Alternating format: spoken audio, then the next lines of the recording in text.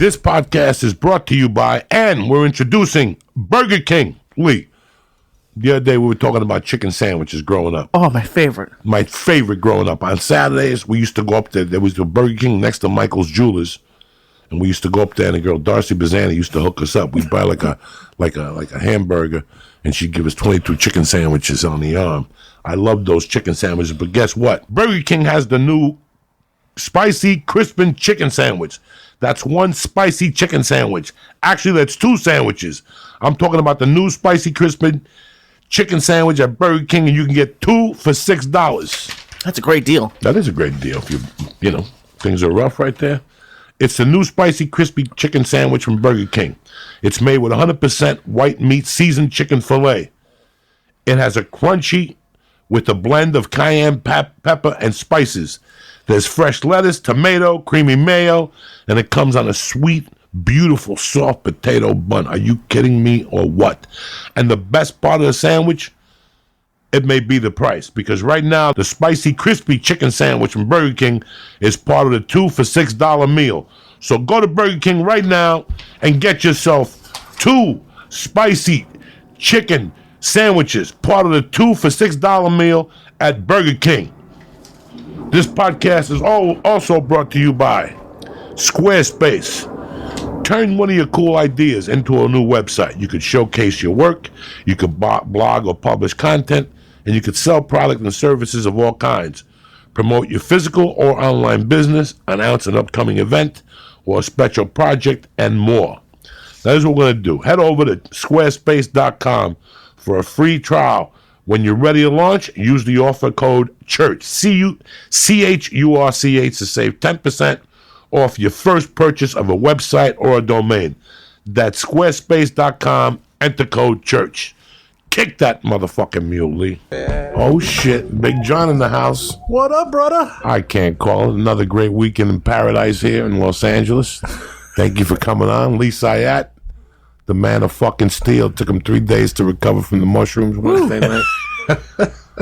We got fucked up, Lee. We can't keep doing that to each other. I'm too old. I'm sorry. I'm a bad influence, Joe. I know. I'm sorry. You're a young guy. You got to look after me. I'm an old man. They give me mushrooms and shit and fucking edibles.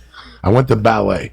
Ballet? My daughter goes on Wednesday. Okay. So your daughter was doing ballet, not you. Ballet. No, thank you. No. Which wouldn't be bad. It's good for your balance. No, it's good shit. for you. You ever see a male ballet's thighs? Oh, yeah. Strong as hell. They're fucking, there used to be that Yankee that was the Japanese guy. Remember a couple of years ago, there was a Yankee. The pitcher? No, he was like... Oh, Hideki Matsui. Hideki Matsui's fucking legs. The muscles, you would see the muscles come through baseball pants. That's pretty intense when you see that V. Oh, yeah. That's the V you have till you're like 22. Then it goes away. Matsui had that V at fucking 35 still. What's up, brother? Dude, I'm just... Look at you. Just chilling. Out of the referee game. You have to put up with that shit no more. fucking replays and knees to the fucking head. You don't got to deal with this shit no more. You're a Bellator. You got a nice job. You're flying the night before. Do you have to do the weigh-in? You know, I'm actually at the fights a lot sooner now than I was when I was refereeing. Because when I was refereeing, sometimes I come in day of the show, and now I come in if it's a fight on a Friday. I'm coming in on a Tuesday. I'm doing work, do fighter meetings and things on Wednesdays, do production meetings and stuff on the Thursdays, do another freaking rehearsal on Friday, and do the show on Friday. So pretty interesting thing you said before the podcast started. You're 55 and you're on your third career. That's exactly it. It's, you know, when you look back at things and you go, how the fuck did I get here?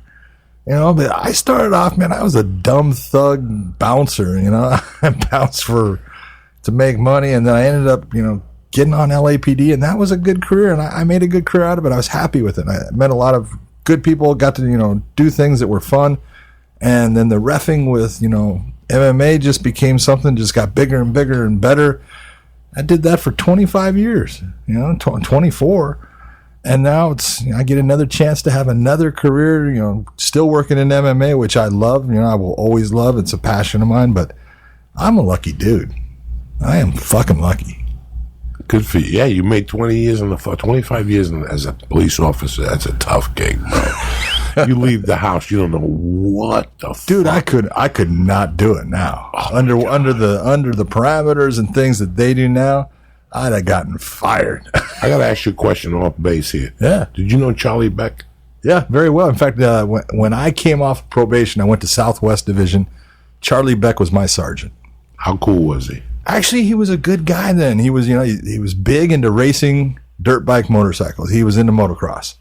And so it was something I did as a kid for a long time. So we would talk about that. He was a nice guy. He actually had his father was really, big on the LAPD before. He was a commander on the LAPD. And so that's all I knew of him and stuff. And then, he went his way and I went mine and he became the chief.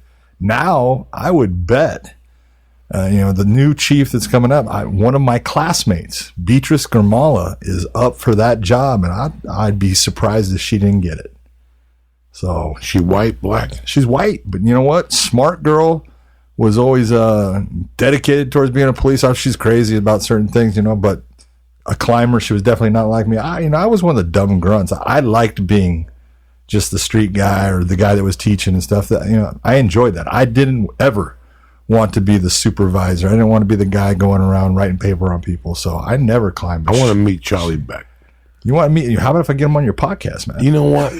I like him, but I want to talk to him man to man, like about police issues. Like I really like him a lot, but I don't. Like I like his eyes. I like his face.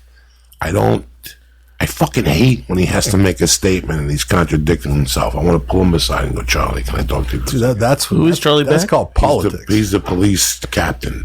Chief of police for LA for the last 8 years. All right. And I like everything about him, but there's like I like to go to his office one day as an ex-criminal and go, Charlie, let me tell you what the fuck I see on the street that you guys are doing wrong. That what you're focusing on and Talk to me. I want to hear it. Let's hear it. What he's focusing on and what he should be doing are two different things. Lee and I, about 2 years ago, I was having surgery or something, and Lee was kind enough to drive me. It was a fucking Monday morning. Bumper to bumper traffic. By the time we get there, you know who's causing the traffic? A fucking cop. Now, on a Monday morning, please do me a favor. All right, you have a call. But why do you have to park sideways like this into the fucking street to make people go around you into one lane on a Friday? And when you got there, they were talking to a homeless guy. I could see if they were in pursuit of 187, a gang member. It's shit like that, It's called common sense. Common Joey. sense. And you can't give it. Look at it. It's the one thing that I learned, man. When I was at the end of my career, I was teaching up at the academy. And I would have 50 people in a class, 50 people, and 35 of them would have a degree. And I mean a degree from a BA, BS to an MBA to certain people that had PhDs becoming police officers. All right. About 15 of them would be, either military background or they were just high school, educated. But man, the one thing I learned is, I don't give a goddamn how much education you have. If you don't have common sense, you're an idiot. And these people did not have the ability to make decisions. They could have this great educational background, but to make a decision now, they could not do it because they were growing up in a time that was different than when you and I did. Think about when you were young, man. You were going out on the streets, 7 o'clock in the morning, you were out the door, boom.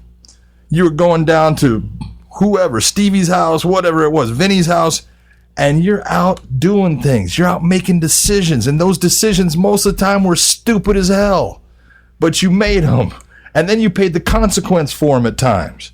And I did the same thing, but through that, we learned how to make decisions, and we knew, this is a really stupid fucking decision, but this is what I want to do. And when you got smacked for it, you go, I deserved it. It wasn't other people making decisions for you. You knew when you were supposed to be, when your mom told you, I want you home you knew you were getting your ass there at that time. Or you had consequences. And these people have grown up nowadays. They're growing up. They don't make any decisions. Their mommies and daddies take them when they're going to play. They have a play date. They have someone that's watching them the whole time, because we have this idea that the world is so much more dangerous now than it was when we were growing up, when No, it's just more out in the media. There's more social aspects to it. There's still the same number of pedophiles out there. We had the same number of pedophiles back in the frickin' 70s. They just weren't on TV in the same context. But we were making decisions, and those decisions have now formed who you are as a person at 55. And you can make decisions now. You make decisions as far as, hey, that's a stupid way of going. I'm going to go about doing this way. And I learned through, it doesn't matter what your educational background is. You have got to start making decisions as a kid. Play is something that we need our kids to play without parents interfering, because in play, they make decisions. They're learning.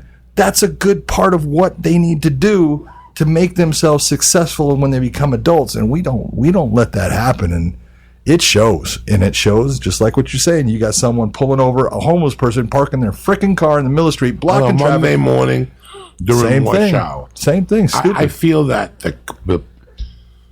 because of the media, the police and society have put a distance between themselves. When I was younger, even though I was a criminal, I had constant contact with police. Constant, because you had guys on footbeat where you were at, the man. footbeat. Yep. I had footbeat, and like I was telling him a story. When I was growing up, there was a cop in Jersey that looked like Phil Simms, and he had the beat by the high school. And I had a friend that bet the Giants one day, and Phil Simms fucked up the game, so he just hated that cop on principle. And he would get drunk and look at Phil Simms and go, without that badge and that fucking gun, I'd fuck you up. This went on for years, from the time the kid was 16. And then one time when we were like 17, my friend got into a fight, and Phil Simms actually brought him home. And Phil Simms was telling his dad what he did. And he opened up the window, and he's like, Dad, fuck him. I'll fucking fight him right now. Tell him to drop the gun. Phil Simms is a pussy. But it didn't matter. We had a relationship with Phil. Yep. I tried to walk in 6 months ago. I had an idea. I have a child now. I'm concerned about different things. Kids don't play on the street. I went over there to Starbucks, meet a cop day at Starbucks. So I went down and I started asking the person, the cop, is there no PAL around here? They looked at me like I was a fucking Martian. They go, what's the PAL? I go, PAL is a building that every town has, that the cops fucking go there when they're off duty, and they communicate with kids, and they have a PAL boxing league, and they had a PAL baseball league. You could go to PAL is how I learned how to shoot a gun in New York. It's how I learned how to shoot pool. They did all these things. They took you swimming. That gave the chance for kids to meet these cops and build a bond. You were never in trouble because the PAL was right there. We're taking off things now from law enforcement that were so effective in the 70s, like the beat cop. There's a beat cop that would walk from fucking Riverside and Lancashire all the way up to where the movie theater, where the train station is. Right. There's two of them, one from 8 to 4 and one from 4 to 12. And he stops in, he's caught, and you get to meet him, Lee. This was a different society. The biggest deterrent to crime is a cop with a uniform on. That's the biggest. If I'm a criminal and I know there's a beat cop, that's a deterrent. I'm not going to walk. Now, there's two types of beat cops when I was growing up. There were the beat cops that they wouldn't arrest you. They knew your mother and they knew your father. They threw a fucking beating on you. They'd backhand you, and there's nothing you wouldn't tell your mom Big John hit you, because then she'd call Big John and find out exactly what the fuck you did. So Big John had a relationship. Like, Big John manned this area. If we broke a window, Big John would come over and go, I'm not going to arrest you guys, but come on, cross the street, go over to Mrs. McCarthy's house, cut a deal, how you going to pay her back. That's it. It was more community involved, the police, when I was younger. We don't have this no more. No. And so right now as Americans, we watch TV and all we see is negativity from the police department. They shot a black kid. They shot this guy. They shot a woman in the head who had 3 kids. We weren't there. We don't know what the fuck's happening. But because the police has distanced themselves from us, we've lost trust in them in a way, in this society. Are they busier now? Is there a reason why they're stopping and not doing all these programs? No, if you look at the city of Los Angeles. City of Los Angeles is 487 square miles. And back when I first came on, it had 6,300 police officers. Now you figure how many of them are working on us, because You got certain ones that are working, different special units and things like that. But division wise, we had 18 divisions. You've got 3 shifts on each of those divisions. You can figure out on a given time out on the streets of Los Angeles, you probably had 150 to 500 officers at the most at any given time. And you look at the distance they have to travel. They put them in cars because that was the way to get things done fast, because that was the easiest way to get the officers from one section to another. And they took away that whole foot beats and took away the ability for the officers to actually have interactions with the community that were not bad. Because when you look at, when do you see the police officers? Well, I get these lights coming up behind me and they're pulling me over because now they're going to say that I ran a red light or I'm speeding or whatever it is. It's a negative contact. Or I'm calling them because somebody went and did something. They broke into my car, broke into my home, and I got screwed over by them taking my stuff. And so I'm calling them. And so again, it's a negative situation that they're coming into. And I'm not happy to see them because they're not doing me any good because they're not going to get me my stuff back. And so every time now, for the most part, it's a negative contact that's occurring instead of that positivity that was there when you had officers that were able to go into the community and talk with, just the citizens, go house to house, business to business, and they knew that, Bob works the shift from here, and they knew that Bob would be there at a certain time. They knew Bob would take care of a problem if they had a problem. And that's the old style that you were used to, growing up. It doesn't happen anymore. It's even if you watch Dirty Harry, when he walks out, he comes back and he goes, I've been coming here for 12 years. Susan knows I drink my coffee black. She's waiting on me every year. Sugar all through. Remember? Yeah, she kept pouring the sugar. She got and he knew there was something up because he went there every fucking day. Yeah. Even the community knows when you're coming. Yep. So before I would steal when I was a kid, I knew what cop was on the beat and what. Like I remember one night breaking into a house that I had broken into 3 times when I was 16 in 1 year. And the cop lived right on the corner. And at 4 a.m, the first time I got in there, he had no alarm. The second time I got in there, he had no alarm. But the third time, he had a fucking laser alarm. And this motherfucker, I'm like, so I go in, the alarm goes off, and I run to my buddy's house. And I go, dog, I got to get home, and the cops are going to be there. Let me, your girlfriend, because she lives in that neighborhood, let her walk me home, and then she could walk home, and we'll say we're walking, that we were all together. And I'll never forget walking back with her. And that cop was with his underwear with a robe outside, talking to another cop. And he looked at me and goes, you break into that fucking house again, cocksucker? I told you, one time we would talk to... And when we graduated high school, we got into this pattern that we would go out at night and fuck with people. Like if we were drinking in that parking lot and somebody would come over and go, do you guys have a light? We'd start talking to them. And if it was 4 of us, we'd go, you're looking kind of cute tonight. If it was a guy, and he'd go, what are you guys, gay?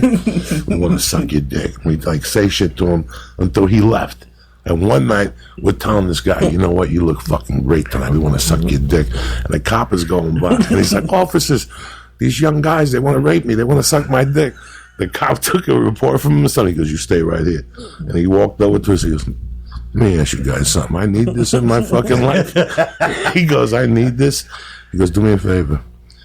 He goes, it's 11:45. I'm just going to drop this guy off here. After 12, after I sign out of this shit, if you want to take him in the park and fuck him in the ass, that's on you. But until 12 o'clock, don't bother him. Don't fucking touch him. Don't touch him till 12. Or take him across the street because it became a different jurisdiction. The cops knew us. Yeah. The cops knew us since kids. That made you think twice about doing something. That made you, it embarrassed you in a way. If I get busted, he's going to see I got busted. He was my baseball coach. The cops were more involved. I was pissed. When I went to that police station and talked to them after I went to visit the cop day at Starbucks, and I asked them, I said, they're like, come down. They treated me like I was a fucking Martian at that North Hollywood station. Wow. So that is what is absolutely ridiculous. Ridiculous. Just totally. Completely.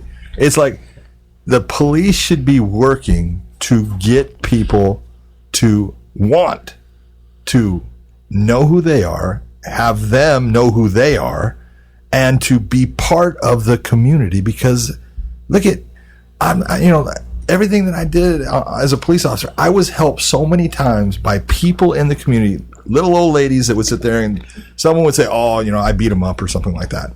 And she would go, oh, no. I saw it all. And she's the one that kept me from getting in trouble because it was my word against his word. Now, did I beat his ass? Yeah, I did, but there was a reason. He went and tried to do something to me. And that little old lady would, no, I saw it. He hit him first. And so it took care of things. And that was because, you would go and, hey, take the time instead of getting back in the car and getting on this stupid computer and going from one call to the next, take the time to start talking to people. Talk to the people in the community. Hey, how's everything going? You doing okay? You have any problems? Because all people want, I don't give a damn where it's at. Everywhere I've been in this world, most people just want to work their jobs, take care of their families, and be left alone. And I mean left alone from the bad guys and left alone from the police too, as far as they don't want to be stopped. They don't want any of that. It's all the same, man. Start to get to know people. You'll have a lot easier time with your job. I learned how to deal. Like, I've never, ever, ever had a beef with a police officer. Oh, I have. No. Just because of my relationship with cops as I was growing up. The guy that adopted me was he was a detective. He was a rogue detective. He was the mayor's driver, which meant he could do whatever the fuck he wanted. So, one of my best friends growing up was a cop. Plus, when I was a kid, I saw how my mom's bookmaking operation, how the cop bookmaking was considered. It's nothing. Cool. The cops would even come in and place bets. You think? They would come in and place their numbers bets. They were Spanish. They had the same thing. So I always knew when they come in to raid the numbers thing, they would sit us on the couch, do their thing. My mom would offer them a drink. It was fucking hilarious. Now they come in with guns drawn and guns again. In the old days, we got a warrant. Everybody knew what time it was. Sit on the couch. We're going to look around for an hour. Go through your papers. They go through your fucking papers. But so I was such a good criminal that one time. I was such a good fucking That's why criminal. I ended up in prison. No, but I was such a good criminal. No. I mean, such a well-behaved criminal. Okay, when I was around police, that one time I got arrested and I had a warrant somewhere else, and the cop picked me up, and I talked him into stopping at a Chinese restaurant. And he told me, he goes, I can't believe you're eating this shit. And I go, why? And he goes, because we did a stakeout once in there. And when the lights went out, we could hear the rats. They were like people walking. He goes, I wouldn't eat in there. But that's how good of a criminal I always was. Like, I was always at least polite. I never, ever, ever had a problem with cops, ever. Even when I got arrested, I just keep my mouth shut, put my hands back, get in the car. What'd he say? Nothing. Keep your fucking mouth shut. If he's nice, you're nice. I never, ever, even when I went through the system, nothing. Never had a beef with a fucking cop. I don't know if this is everywhere, but a couple years ago I was driving through the canyons, Coldwater, and I had a cop, because Google Maps just told me to go straight, and I noticed as you're going, it's between this time and this time you can't go down here without having a pass. This cop pulled 3 people over. He wasn't even in a car. He just had an LAPD jacket on and pointed at us to pull over and was like, don't come down here again. And I found out later that it's just it's an area for rich, it's where the rich people live, and I don't know. I always wondered if it was some sort of detail, how that works. That's that's the sort of stuff that would upset me about cops, is stuff where it feels like it's not fair, or they're doing stuff that isn't police work. He threatened to give everyone a ticket for going down that. It was on Coldwater. He can't give you a ticket for going down a public street. And that's why I thought it was a scam, because he didn't have his police car was pulled over, and he just had an LAPD jacket on. So I thought the neighborhood hired the cop or something. What certain streets can do is they can actually become private streets, and you'll see they'll put barriers up and they'll put speed bumps inside, and that's because the people there do have money, and they've said that they will take over and they pay a certain amount to do things as far as putting in those things. and they'll hire, security or something like that, and it could be an off-duty police officer. But until that sucker has a barrier up, I'm driving where the hell I want on a public street. See, and that's like the confidence that you have, because me, like Joe, I mean, I'm probably even more polite than Joey, just because I'm terrified. Well, I don't want to get. I'm polite to it. Look at the one. Here's one of the things that's so funny. Yeah, I used to do all kinds of stuff with taking people that were anti-police, and that's okay. I understand. Everyone grows up differently, and you can have bad incidents. A bad incident happen in your life that makes you feel a certain way about police officers. But I had people that would, they were in groups that, would, protest against police officers and stuff. And they actually came up to the academy because they're talking about police officers shooting people and why, and there should never be any reasons. And I would put them through scenarios, and I would explain, I would put them through training that we would actually do for police officers, and put them through scenarios and say, okay, you're the police officer, and you're going to deal with this. And they always shot someone they should not shoot. Okay, because they got scared, or they were killed multiple times because they weren't going to shoot and they were just killed by someone coming out just making them look. And they're going, well, what am I? You're supposed to be the person that is here to protect the public. When you have that person who's a deadly threat to the public, you need to do this job, right? And I'd put them back through the same scenario, and they would screw it up completely. And finally, they get to the point of, I don't know what to do. Really? It's not that easy, is it? Okay, there's decisions to be made. But the one thing that, I don't care who it was. You can tell people, look at, one of the biggest problems that we have between citizens and police officers is mouths. Be it the police officer's mouth or the citizen's mouth. And if you get stopped by the police, okay, if I get stopped by the police, my hands are on the steering wheel, okay? I roll down the window before they come up, and my hands stay on the steering wheel, and I say, hello, officer, how you doing? Right? And they're going to sit there and say, do you know that you, whatever it was? No, I didn't, license and registration. Okay, my license is in my back pocket, in my wallet, and my registration is in that glove box. And they're going to tell me, go ahead and reach for it. And I reach for it, and I get them, and I give them to them. Sir, just wait right here. And they go off. The first week I was in Vegas, the first week I lived in Vegas, I got pulled over for speeding. And this is exactly what happens. And then, he comes up and he's got a ticket for me. And he says, sir, you can appear on such and such date. Yes, sir. He says, I need you to sign here. This is, not stating guilt. And I sign the ticket and I hand the ticket. He gives me the ticket and I leave. Now, am I happy I got a ticket? No. But I am never in fear of the officer doing something that is going to hurt me if I don't give them anything to fear in return. It's when I start to not comply. Why is it that I'm not complying?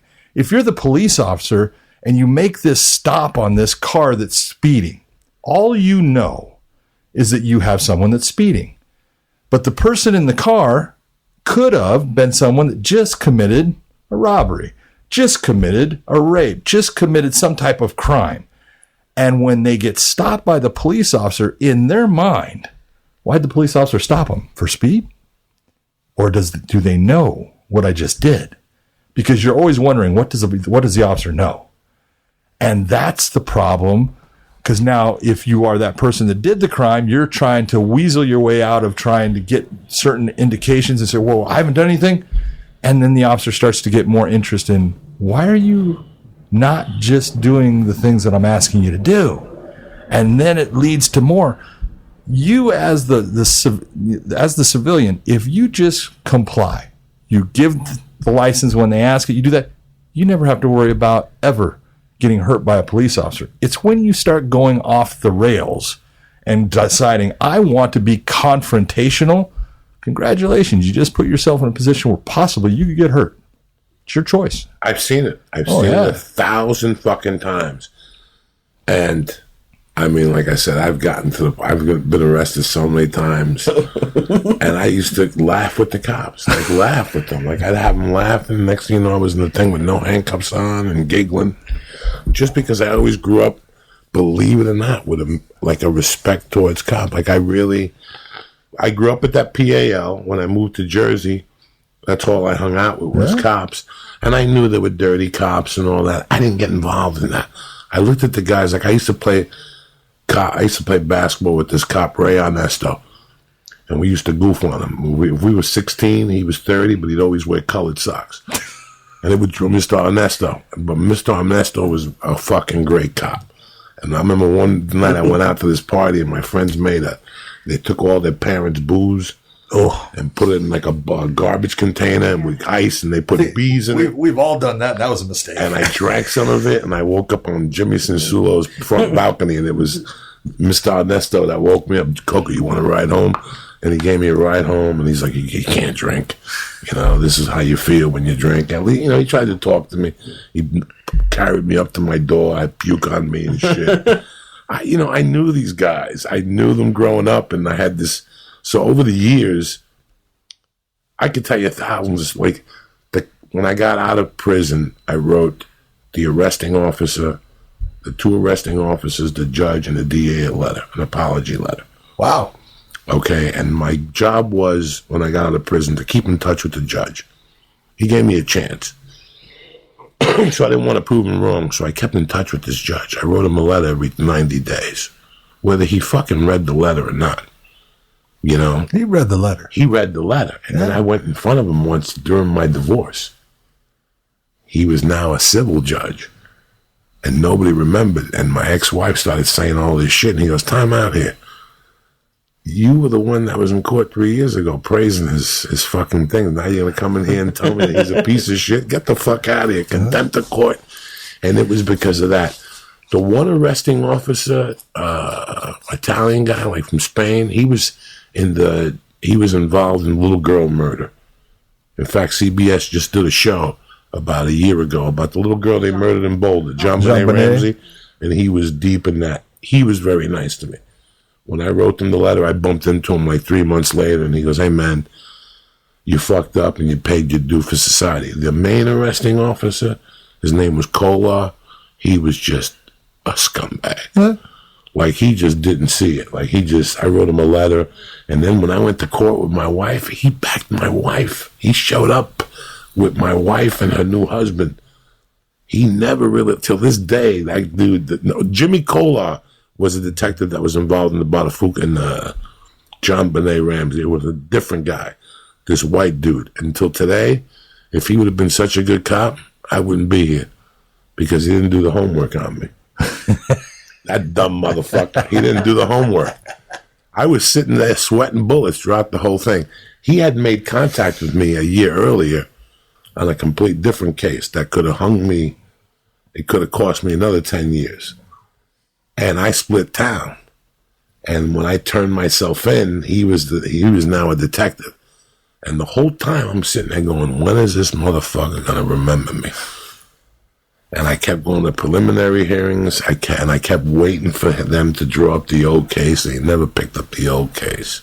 It's one of those crazy things. It's like people change. They do. They do change. They do. And you can't. I'm watching this. There's a thing. It's on CNN. And I never watch CNN, but all of a sudden I start getting people calling me and saying, "Man, I'm seeing your dad on TV. Your dad was part of the SLA shootout." I said, yeah. And there's this whole series on Patricia Hearst. That just came on last week. Yeah, it's what they call it. Your dad was a cop. Yeah. Oh yeah, my dad's famous here in L.A. So your dad was in the shootout with those IRA people. Oh, with the SLA, people? Yeah. Now let me tell you a story. The cop I told you about that drove for the mayor. When the feds raided his house, they found the machine gun that Patty Hearst had in that robbery. That's how deep he was in. Tanya. Yeah, what was it called? Something Federation. Something terrorist of Patty Hearst or whatever it was. I don't know. But, I'm watching that and they got, I can remember from my dad, I remember, he brought in the pictures of what the people look like after, all kinds of stuff. But I remember Bill and Emily Harris were two of the ones that kidnapped Patty Hearst. There was a Donald DeFreeze. They called him Sin Q. He was one of the ones that Willie Wolf, and 6 of them died in that shootout. But here is William Harris, Bill Harris, sitting there being interviewed about this whole kidnapping of Patty Hearst and everything that they were doing. And, the he talking about him going and shoplifting at Mel's Sporting Goods, and when she fired 30 rounds over his head and stuff. And I'm sitting there, and I can remember when I was a kid, that was a bad dude. Man, he was radical, he was crazy, he was bad. And I'm watching it, and I'm listening to it, and I'm going, man, time fucking mellows all of us, dude, because he's not a bad dude anymore. And he's just a normal guy who had freaking crazy, freaking radical thoughts back then. And now he's an older guy doing PI work. And you look and you go, hey, dude, a lot of people change. Not everybody, but a lot of people. That's why I don't you've like got what's to let going them. on now. Like people accusing Dustin Hoffman of sexual harassment from 1980. Ah, that's ridiculous. I don't like that shit. Even if he did it, if it happened in 1980 and you had an awakening, call him up and go, hey, man. Why didn't you say something back in 1980? I feel this way about what happened. I'm not going to call CNN or Me Too because people change. Yeah. People really fucking change. And I've seen it. I'm 55. I've seen people make dramatic changes. I've seen myself change. What I feel about now and 20 years ago are two completely different fucking people. Well, it's a very interesting thing you're saying, because being the son of a police officer, it wouldn't shock me, and I wouldn't think poorly of you if you were like, I don't like Joey. He went to prison. He was a criminal for it's a weird thing. I don't think everyone has the ability to understand that people change. Like it would be easy to just be like, no, they don't change. Nah, man. People people change. You make mistakes. Who's the person that can actually sit there and go, I've never made a mistake? We all make mistakes. Come on, man. I've made a lot of them. I'm Johnny Mistakes. Yeah, there you go. But the whole thing is, it's like, man, if you make a mistake, be a man, be a stand-up woman, and say, I made a mistake. I understand I made a mistake. Okay, I'll take my punishment if that's what comes with it, or I'm going to learn from the mistake, and I'm going to learn how not to make that mistake, and I'm going to move on. And we all got to move on in our lives. It's just part of the whole process of life. Is you're gonna go through, just like I'm going through my third career. That's a third different stage in my life, and hey, people change. You got to give people second chances. That's why I don't appreciate. I didn't like that part of this whole thing that was going on. That people calling, well, when I was 14, you molested me, Chachi. Oh, dude, yeah. Scott Baio's got that whole thing. Listen, man, if you had a beef, if I see it on paper that you did have a beef and they swept it, then that's a different story. But then, I watched that thing on, and I'm listening to him. He's going on Good Morning America and stuff like that. The girl puts out information saying that she had sex with Scott Baio long after Charles in Charge or whatever the show he had, was off the air. And when she was on the air with him, it ended when she was 17, 18 years old. And she's saying she had sex with him several years afterwards. Well, that makes her an adult. I'm not saying that he should have had sex with her. I'm not saying he's right, but that's not illegal. And she's an adult at that point, and now she's trying to say, no, it happened during the show. And he's saying, tell me when, tell me where. All these people are there. Everyone, this is not like, we have, separate time. You are watched by these teachers and all of this stuff, and you're looking and you're going, why are you bringing this up in this fashion? Look, I'm the first person. I do not appreciate someone like Harvey Weinstein, who has power over people and utilizes that power to do nasty things, to hurt their lives or to hurt their personas and the person that they are, by making them feel like if they don't do something that he wants, he's going to take things away from them. That's a nasty individual, and he needs to be dealt with. Any female that was assaulted by him, I feel bad for. I'm sorry. But when you have a situation where you put yourself in that, and now you want to say, well, I was underage. It's like, why didn't you say something back then? Come on. Nothing drives me crazy in that. And that's what pisses me off about this whole thing, that I believe in my head. I've seen people change. Like in front of me, I've seen people on Facebook that were crazier than I was when we were 20, and now they're popping up with kids, and the kids are in college, and they got a job. Having kids changes your life. Tell me it doesn't. Yeah, it does. Yeah, dude, you talk about funny. I tell you, like Eddie Bravo. I love Eddie. Eddie's a great guy. And he's a crazy sucker. And then he ends up having a kid, man. Life's about his kid now. Life's about the time he gets to spend with his kid and what he gets to do. And it's like, look at you, man. You're a different dude. That's awesome. That's the way it's supposed to be. We all grow up and we figure out what is important in life. When you were younger, when I was younger, what was the most important thing? Getting laid and getting money. Okay? Money got me the other things I wanted, and it sometimes could get you laid too. But it was all about, man, money was the most important thing. Is money the most important thing? Not now. No, at 55, it's not. I was telling Lee this the other day, that when you get into comedy, you get so broke. And you get to a point where you enjoy it. Part of the comedy journey is not knowing what's going to happen. All I know is tonight I'm going to do a show and pick up $50. That's all I fucking know. I don't know nothing else. When you get yourself to that state of mind, nothing. I've been so broke that when I get a check, you know what I'm saying? Like, what am I going to do with this? I've been so broke for so long that, and you're right. We were talking, Lee, when we're not saying that, when you're 25, you can't wait to get money. Oh, it's everything. And then you realize one day that you can have all the money in the world and it's not going to make you happy. That you have to make your own happiness. You have to promote your own thing. It's a different level of your life when you come to that realization that it can't do nothing for you. You're happy in a hut. Yeah, I tell people all the time, man, look at it. I'm never going to be rich, and I don't care. But the one thing that I've figured out, and I've known some very wealthy people. The Fertittas are very wealthy people. Mark Cuban, very wealthy person. They have all the money. They buy anything. No, they can't. You know what they can't buy? They can't buy time, especially time that's gone by. You get 86,400 seconds every day. And it's how you spend those seconds of time that's valuable. Because once they're gone, I don't care how much money you have, you can't get them back. Get it back. And so you figure out, you know what? Man, spend your time. Time is the most valuable thing you have. It's who you spend it with, what you do, how you do it with them. That's what makes life special. That's what is important. And you figure it out. It took me a long time too, but you figure it out over time. Took me I thought that was it. If you get money, that was the answer. Right. That was it. And then one day you're like, now I have no money, and I'm still having a good time. I'm all right. I don't need money. Yeah. And I learned through comedy, like fucking surviving on $50 and change and eating Subway sandwiches, the veggie and cheese sandwich. When I was an LAPD police officer in Hollywood, that woman right there would give me $5. I'm not fucking kidding. $5 for the week to eat on.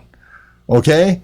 That was what I got. Now, I didn't say that I used to gamble a lot and I would take the winnings and that's how I would eat too. But man, that was what I got to eat because we were broke because all my money went towards my family and my kids and keeping my kids in school and things like that was what was important to me. But, man, you look at all the things that you can buy property-wise. Man, it's great to have the really nice car. Man, it's great, if you get the boat or whatever it is, the nice big house. It doesn't mean anything. Doesn't mean anything. Man, you can't take it with you. It ain't going with you. It's going to break down. Whatever it is, all of it. The people that you meet, that you spend quality time with, and they do something that alters and enhances your life. That's it. That's everything. That's what you get out of comedy. The people that you actually get to go watch at times before you do your set, and the people that you get to interact backstage and even beforehand, you guys are having a drink, and it's just that common bond that you have with each other, and you're talking about doing something, and someone's up there doing it on stage, and then you're listening to me. Man, that fucker had something going there. That's the part of life, man. That's it. That's the special part, and that's what you got to realize. I do the same thing with refereeing and telling people, I've said it too many times, but man, the part, you're never going to be rich. I get all these people, how much money can you make refereeing? Nothing. Quit trying to make money. It ain't going to happen. But you do get certain things out of it that are priceless. I get to walk into these giant arenas. No one stops me, and I don't pay for a fucking ticket. Man, I get to go down. I get to talk to Joe Rogan if it is, or I get to go talk with frickin' any fighter, and no one stops me. Priceless. It's because it's a moment that, you know what, it goes up here, and I remember it, and I can pull it back at any time, and it doesn't cost me a thing. When you were a cop, did you love being a cop? I did. When you had the jiu-jitsu school, did you love running the jiu-jitsu school? Yes. When you were a referee, when you first loved it. Still do. And still miss it. If right now, if you didn't have a wife and 2-3 kids, would you referee for free? I told people all the time, man. You know, I can't really believe they're paying you to I do am this. glad that they don't realize that I would actually do it for free. That's the problem, that a lot of people take jobs for money. Oh yeah, they don't take and they're miserable, and they're fucking miserable. That's it. And when you're a kid and you're 18 and you're going, that's why I don't believe that kids should make the decision at 18 to pick a fucking major, because they're gonna pick it from some kids are fucking just, you know, I'm gonna take a sociology major. You're gonna be dead. You know, you might as well shoot yourself now. A sociology major and all that. I mean, you know, I'm not putting nobody down. I'm just saying. But then you have people who become something, and then after the 4 or 5 years or 7 years, they go, I don't want to do this shit. I don't want to do this shit. This is fucking miserable. It looked good on TV. You know what I'm saying? They look like they were having a good time on TV.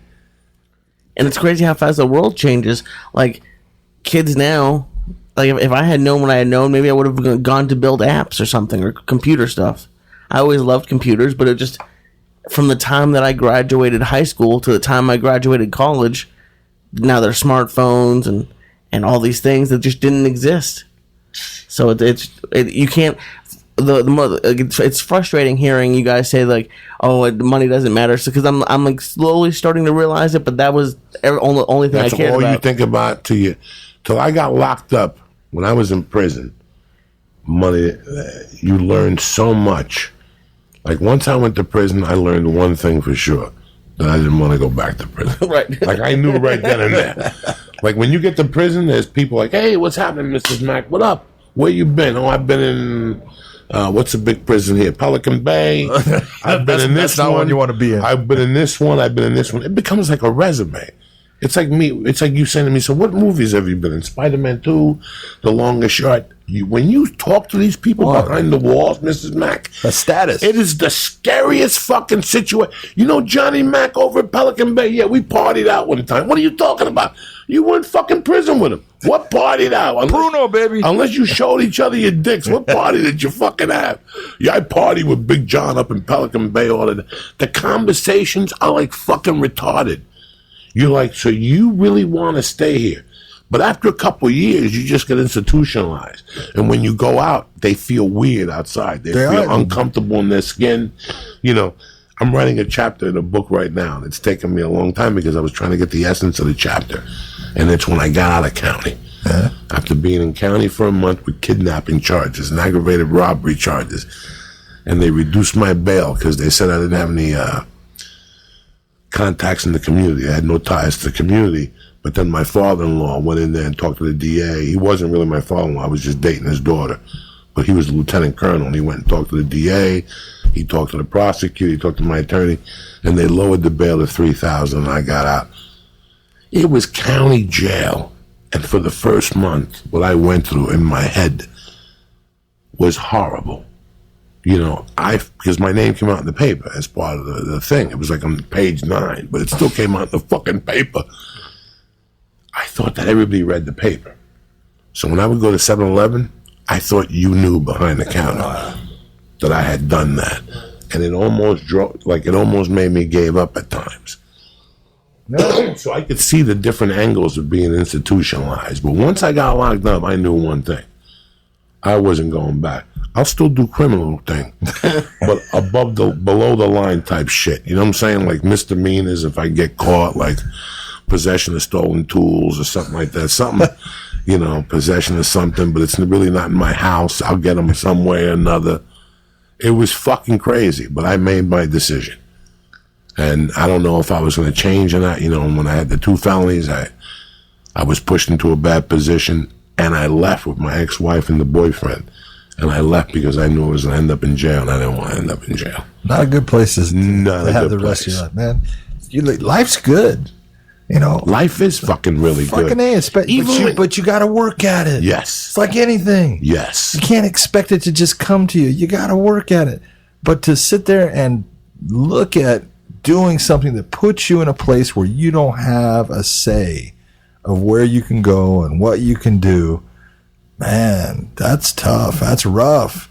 And to be in prison, you do get institutionalized because you become so used to the system. You understand what I have to do to survive in here, what I have to do to get along, and that's who you become. And then if they do let you out, it's a scary world out there. It's a scary world out there. It is. And it's not scary in the fact of, I'm worried about people doing something to me. Now you're worried about, how do I survive without doing what I did that put me back there in the first place?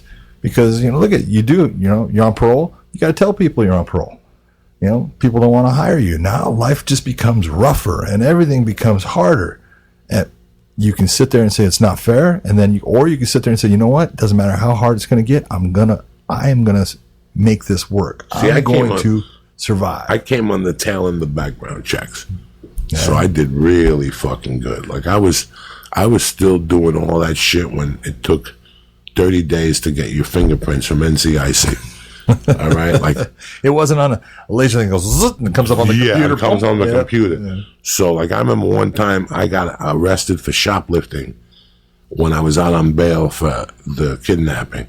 I spent a month in jail. I knew all these cops. They called me Joey, but for that name, I gave him Jimmy something. I gave him a friend of mine's name that I had grown up with. They were calling me Joey. Joey, good to see you.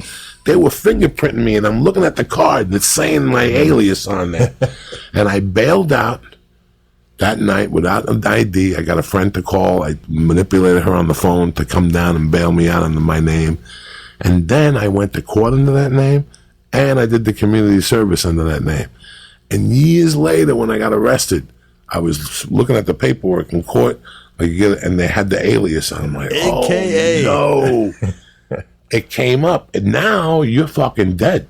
You get arrested right there, boom, it comes right up. Like I did time with a guy in county that was driving one day with his wife and his kid, and some guy ran a red light and killed his wife and his kid. And he ran away from the scene, and nobody could understand why. Because he was wanted in Florida for 22 years ago. They arrested him. They thought he had alcohol in his system. He had no alcohol in his system. They let him his bail. Something was outstanding, and after a month it came back that he was a guy that killed his wife. So he was sitting in there for 30 days before they even found out. That's how slow the computer was. It used to be real slow. Paperwork going back and forth. So I had a couple hours. Google's a bitch now. Really? Dude, you find out anything on anybody, man. AKAs, anything. The biggest problem is sometimes you use these names and you give a date of birth and it is attached to you now forever. And then someone under that name with that date of birth does something and boom, it pops up on that screen for that police officer. And guess who's going? And you're going, yeah, but look at no, you're going. And it's like, you play that game, they can come up and catch you. It's trouble. I used to have fun. But in 1985, I'm living in San Francisco. And my job was to put a suit on and sit in a hotel lobby at the Hilton in the Tenderloin. And I would wait for people. I was waiting with the New York Times with glasses on. And I'd wait for people to check in. And I'd see what room they were coming into. And then people usually check in, drop their stuff, and leave. But in San Francisco, they all had traveler's checks. So I would follow the maid. There was no electronic cards. The maids would leave the keys in the doors. I would creep up, take the key out of the door, take the master key. Oh, Mrs. Mac, I was hell on wheels. And I would rob tourists. Carl Malden, man. American Express. What was it? What were those called, man? Don't leave home without them. Don't leave home without the streets of San Francisco. Well, my big thing was traveler's checks. Because all you had to do was take the traveler's checks to Japantown. And they wouldn't ask you for an ID. So you had a $50 traveler's check. You buy a hat that says San Francisco for $6.95. They give you back $43. In cash. Yeah, it's the same thing with counterfeit money. When you have 20s or 50s, you just go to bodegas in the Bronx and spend shit. If you have fake 20s, You give them a 20 for something that's $5, and you get 15 back. And you do that all fucking day long, and you do one area at a time.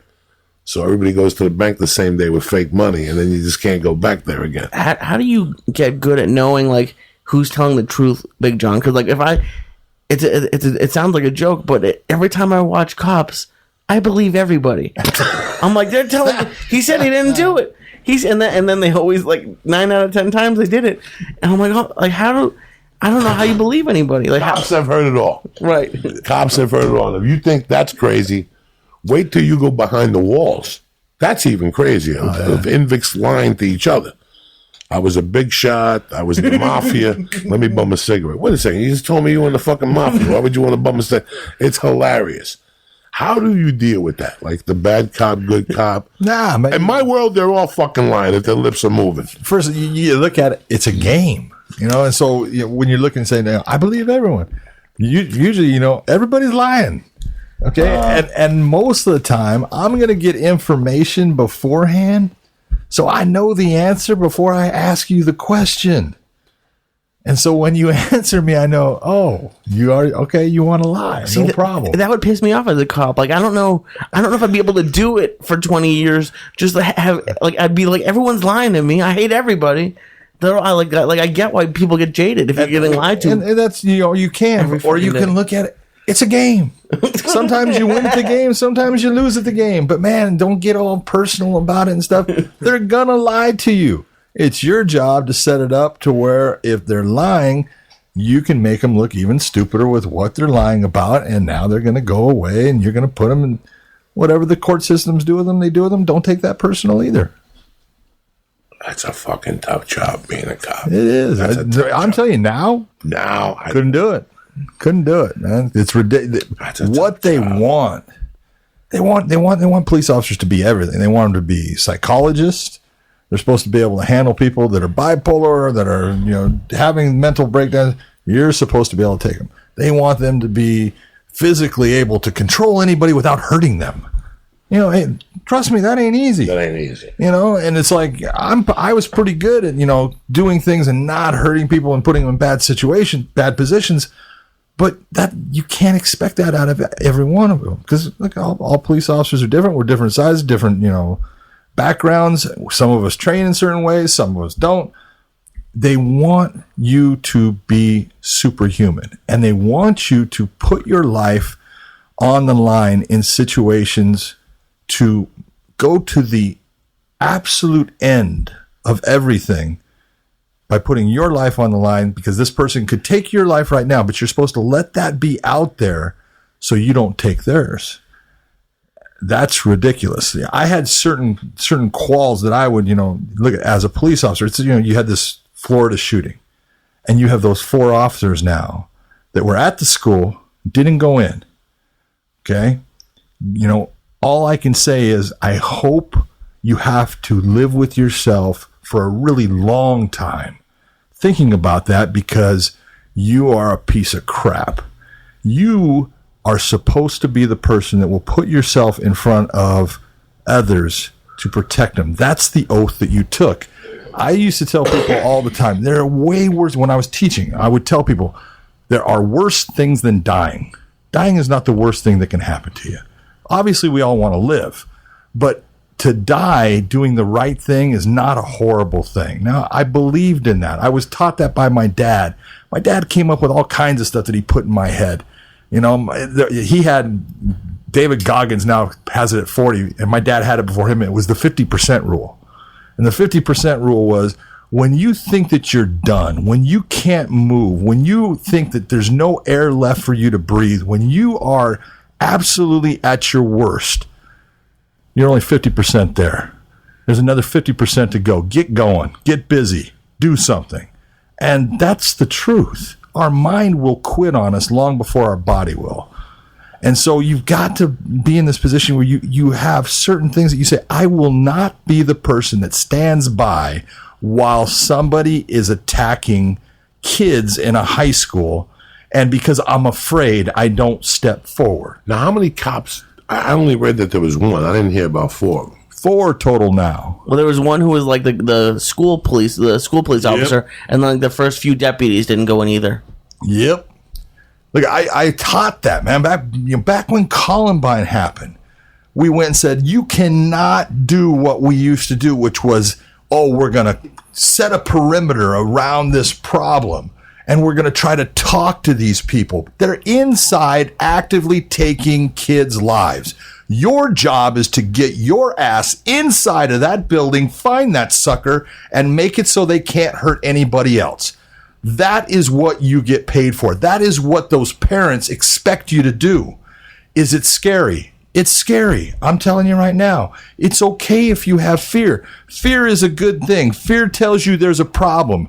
But courage is that element that when you are scared to death, you step forward and do it anyways.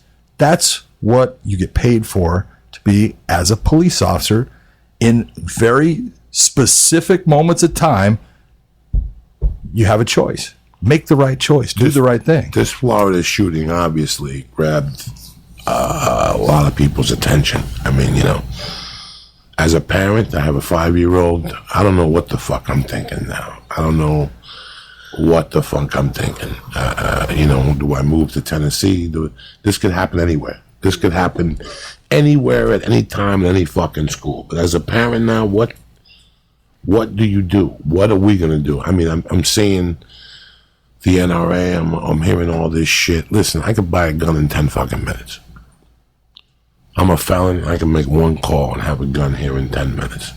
Or I could walk to the handball court, because that's where you buy the best guns, are at handball courts. Nice and used. They've killed 8 people already. For the small 50, those motherfuckers don't miss, okay? If you get caught with it, you're going to get charged with 8 different murders. I mean, we're giggling here and stuff, but this is the reality of this. This is the fucking reality. I can get a gun right now for 20 minutes. And if you give me a couple days, I can get a machine gun. Once I get into the Armenians, I can get anything I want. Just give me a couple fucking days. So, obviously, that I know what the answer is. What's the answer? The answer is to put a Rambo at every fucking school. I'm a redneck at heart. And my brother-in-law is from Tennessee. He's a country. And I was talking to him the other day, and he said that his little girl asked him, Daddy, why are people shooting kids? And he goes, because there's nobody there to shoot back at them. That is, look at. And the more I think of that answer, as much as you're opposed to guns or in favor of guns, to me, in my mind, that's the answer. These little fucking maniacs got to know. This little Martian, they got to know that if they go in there, they're going to get shot with one of those bottle rockets that Rambo had. Remember when you pull the arrow and the fucking guy blew up? Like, that's what you're going to get assaulted with. It's a bazooka right to your head. I'm all for it. Number 2, we got in New York, what's that act that if I get caught with a gun, I get 2 years? The whatever act. If I get caught in New York City with a gun, there's no bail. There's no going. New York's tight. Right. New York's tight. We got to raise 20-year mandatory. I got to give it to you. This is how this is going to stop. We're always going to be able to get guns. Absolutely. But how are we going to stop? I catch you with a gun, it's 20 minimum. Like they imposed the drugs in like 85 and 87. They doubled up on the drugs, heroin. Same thing with weapons now. Double up on it. 20, 25 fucking years. You get caught with an unregistered handgun or something like that, they're going we're going to change the age to 21. We're going to do a background check. You could take that background check and wipe your ass with it. You could take that shit and wipe your ass with it. They're still going to get guns. Well, you guys both have more experience with guns than I do. I spent 6 months in Israel, and they have army and metal detectors everywhere. So, like, half of me, because, like, yeah, you can get a gun anywhere, but, those 20-year-old kids might not know about the handball court. So I think it has to be both ways. I don't have a problem with putting an army person at the thing, but I think it has to be a little bit harder to get a gun. Like, make it just a little bit harder. My friend sent me a video. He's a cop. He sent me a video of the school shooting in Florida when they were taking the kids out of the classroom and the teacher had a towel on her fucking head and there's a puddle of blood around and the kids have to run out. And then when they went out to the hallway, there was cops in the middle of the hall and they told the kids to hold on to the wall. Touch the wall and don't look. You could see kids sneakers. They got shot out of their fucking sneakers. When I saw that, that's it. Like, no kid deserves to see that at that age. Nobody. They're not going to recover from that. Some of them are, but 50% of those kids are going to be fucked up by seeing that on the floor. I don't want my daughter to see that, Big John. Yeah, I don't blame you. I don't want half of the kids in this country to have to see that. What's the answer? Do I put a fucking Marine, a fucking guy right out of North Carolina, at every school? I look at it, and there's no perfect answer to anything, okay? But the thing is, as a country, we cannot have our schools being attacked. Can't have it. No. And so we have all these things that we do, and we have all these programs, and we help this country and that country. Okay, that's great. We need to take the money that we create through taxes and start to put people in place in every damn school while it is in session.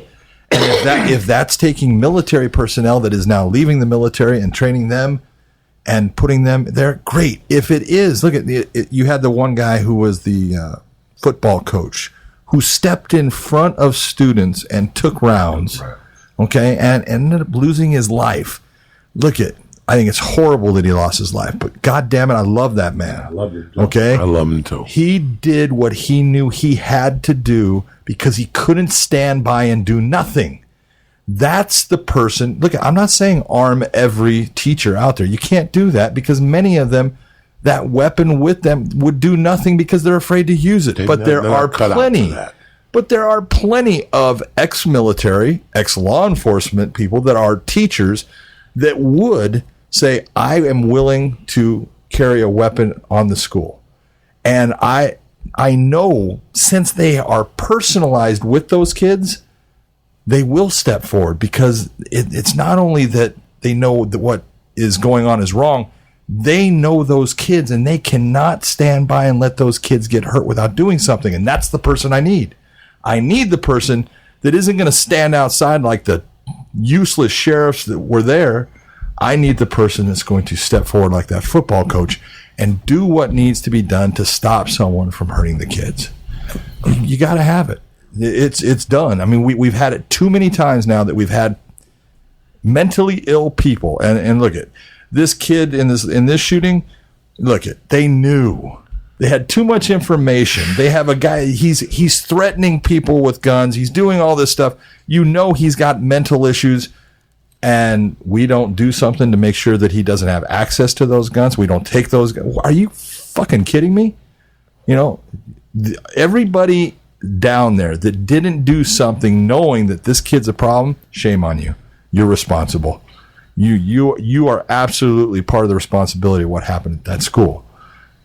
You're supposed to be there to protect the people that can't protect themselves. That's the job of a police officer. It's no different than the job of a referee in fighting. My job is not to sit there and just enforce rules. It's to protect the fighter that no longer can protect themselves. Let me get you out of the fight. It's okay. It's just a fight. It's not that important. But when it comes to our kids and going to school, you can't have someone like you, Joey, a father, releasing his child into that school and having fear that someone might come and attack her at that school. That's something no one can live with. No one can sit there and just think about that and feel comfortable. Let's hit some Tony Bennett. I'll be back. Let me go tinkle because I'm 55. Baby. Go, baby. My little thing is small, so you gotta pee every once in a while. All right, let's talk about some better stuff now. Let's go. We were all gloomy. Congratulations on your new position. Thank you so much, brother. I appreciate that, man. That was, when I heard that, I was like, God damn. What the fuck are they thinking? But once you got here, you explained to us that, you're getting a little older. This is a little easier for you, a little less on the joints than fucking flying every weekend. And what do you think? Man, I look at it and it was one of those opportunities. How do you turn it down? I mean, when you sit there and you talk about me reffing and stuff, I loved it and still do. And do I miss it? Absolutely. I was given the opportunity to be a commentator for one of the biggest organizations there is in MMA.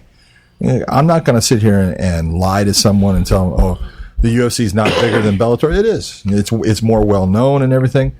But Bellator is probably number 2, and I get to be the color commentator for that organization. That's something that people work years to try to get, and I'm given that opportunity. How do I turn that down? I looked at it, and being that I am older, I had 2 neck operations within 2 weeks, that really screwed me up in, the middle of last year and stuff. And I was like, man, I just can't do this the way I was doing it before, as far as the travel and everything. By working with Bellator, it was going to cut my travel down considerably. And it was also going to be that I was working, instead of working, I think I worked 86 shows last year, I'd be working maybe 24. How many shows do Bell do a month? 2? They usually do about 2 a month. And all their fights are on Paramount. All their fights. So there's no more Spike now? That's what you're telling me? No, Spike turned into the Paramount Network, and it's got more, I guess, girl-friendly stuff than what Spike was. Because Spike was supposed to be a man's channel. Like a man's channel. Hey, you're cutting out 50% of the population. That's pretty stupid. That doesn't make a lot of sense. And so 241 is and 241 is the Paramount Network. I thought so. That's the only channel they fight on. They do pay-per-view events, right? They've done 2 pay-per-view events the entire time they've been in existence. They did one, I think it was Bellator 102 or 120 or something like that. And they did the New York City show that they did from Madison Square Garden. They had that as a pay-per-view also. They put on, the fights that they put on when they did the pay-per-view, they were great fights. Look at Bellator has some great fighters. One of the funniest things I just saw is one of the websites put out a thing about what if we could trade fighters between promotions. And it was hysterical because all the fighters that they were trading from the UFC were all old fighters. It was Robbie Lawler and talking about, we'll trade, Beneil Del Rouge was not that old a fighter, but an older fighter. And then it was all older fighters. And all the young fighters from Bellator was the ones that were going to go to the UFC. It's like, because they have all these young studs. And you go, yeah, that trade wouldn't happen, dude. I'm sorry, man.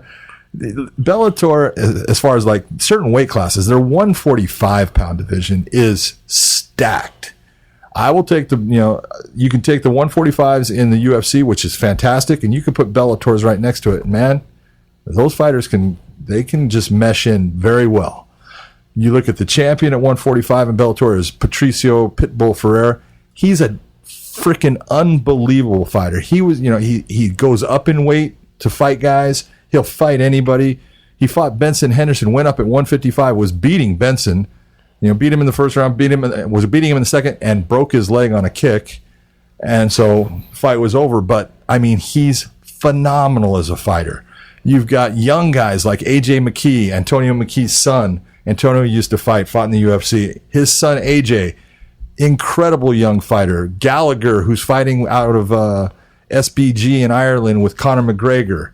He's going to be headlining the show in April from Budapest. Incredible young fighter. Aaron Pico, it was a kid here in California, freshman in high school, wins states in wrestling, decides he's going to go for the Olympics. He misses the Olympics by just the skin of his teeth, 1 point, doesn't go to the Olympics, is fighting for Bellator.